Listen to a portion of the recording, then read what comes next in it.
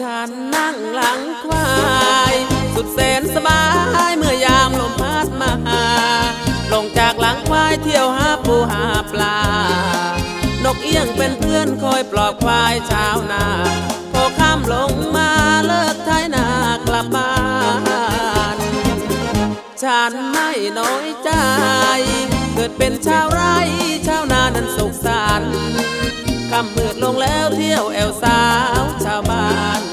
เป่าแคนดิดพินเกี่ยวสาวโดยหมายมันขอเชื่อมสัมพันธ์รักพี่นานไม่คลายยามเมื่อลมพัดเสียงโองในวัดว้าวมาแสนไกลเหมือนเป็นพยานรักเรานานไม่นา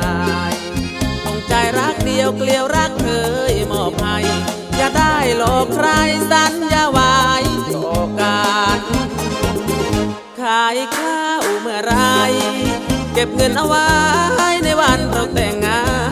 นปีนี้ผ่านไปให้